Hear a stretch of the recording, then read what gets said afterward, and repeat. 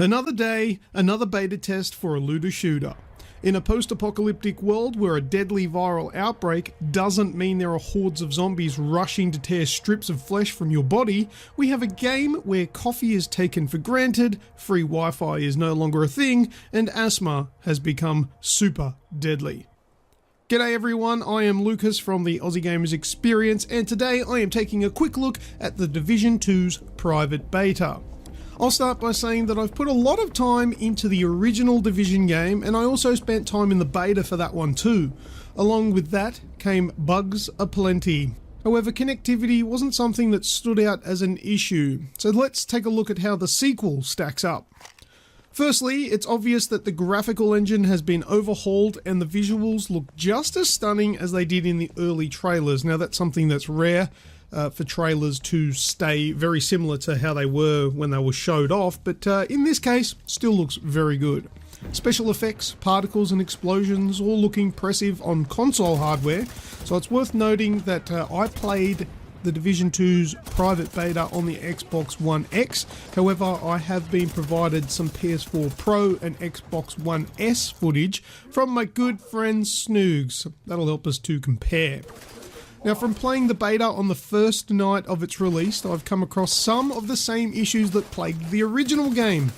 And these issues plagued the original throughout its entire lifetime, coming and going. And these are audio bugs. These were the standout issues, where gunshots had no sound effects, or they were delayed a few seconds after the shot was taken.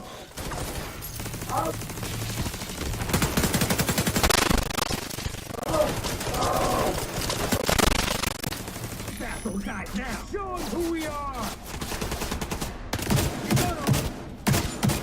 This is a horrible issue that I really do hope doesn't show up in the final release, because it really is immersion breaking.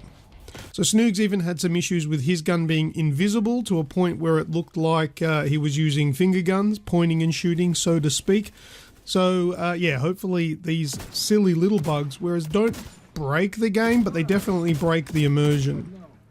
Now the gameplay, it's as solid as it was in the original and will grant fans countless hours of fun shooting up bullet sponge enemies in search of that ever so powerful loot. Now the Division 2 is showing itself to be, well, simply an upgraded version of the original, while still retaining that same feel, maybe a little bit too samey.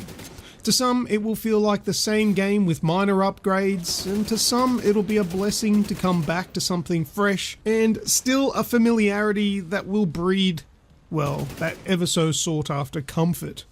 I didn't venture into the Dark Zone in my first time with the beta, but if you want to hear about that, then you've got to go and check out an upcoming episode of the Aussie Gamers Experience podcast.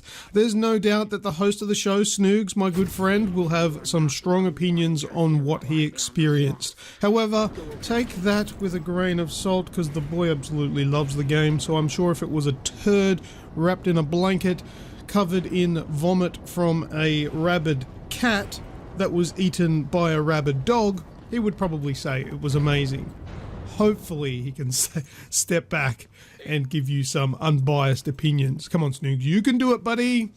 My early experience with the Division 2 private beta is that we're going to experience more of what we have before. It's going to be very samey. I can't see it breaking too much new ground and blowing me away, but it's a strong game in its genre though. Well, in the interest of keeping this video short and not going on forever, that's all I have for today, so be sure to share your thoughts and opinions in the comment section down below. Make sure you show attention to the like or dislike button and click that subscribe button if you want to come back and check out more from the Aussie Gamers Experience.